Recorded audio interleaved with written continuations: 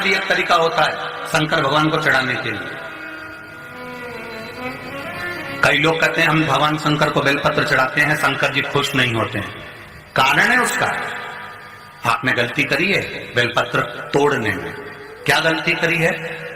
जिस डाली में लाइन से बेलपत्र रख रही थी उस डाली को तुमने तोड़ लिया और तोड़कर फिर बेलपत्र निकाली, उस डाली को तुमने बाद में ले जाकर पटक दिया।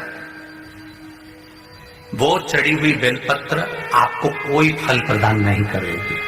बेलपत्र का नियम है, वृक्ष की डाली में बेलपत्र लग रही है, उसी डाली में से बेलपत्र को तोड़ना चाहिए, डाली नहीं। अगर डाली तोड़कर फिर उसमें से बेलपत्र तोड़ी गई है तो वो बेलपत्र चढ़ाने पर भी फल प्रदान नहीं करती, पर डाली पर लगी हुई है और वहां से आपने बेलपत्र तोड़ी है, फिर उसको चढ़ाया, फिर 10 भी नहीं 20 भी नहीं, केवल एक बेलपत्र भी चढ़ाई तो शिव ने स्वीकार कर लिया महाराज।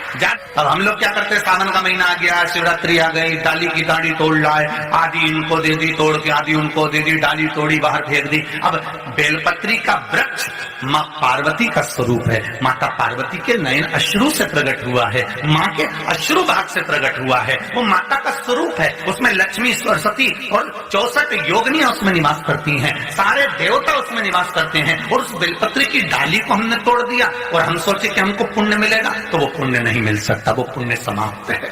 बहुत सारे लोग आते हैं और कमेंट करके बताते हैं कि हमारी जो मनोकामना है, जो इच्छा है, वो बहुत दिनों से पूर्ण नहीं हो रही है। उसके लिए हमने बेलपत्र चढ़ा लिया, शिव की वंदना कर ली, जितने भी व्रत हैं, उपवास है, सारे कुछ कर लिए, उसके बाद भी हमारी जो मन की कामना है वो भगवान शिव ने पूरी नहीं करी। तो कहीं ना कहीं गलती हमारे से होती है, क्योंकि इंसान है तो इंसान गलती करेगा। तो उन्हीं में से एक सबसे बड़ी गलती है बेलपत्र की। क्या होता है कि बहुत सारे लोग जल्दी जल्दी में सुबह सुबह या शाम को जाते हैं और उनको न जाने किस बात की जल्दी होती है, तो वो बेलपत्र को तोड़ने की जगह बेलपत्र के पेड़ की डाली ही तोड़ के लाते हैं और सोचते हैं कि हमारा काम तो इस डाली से चल जाएगा।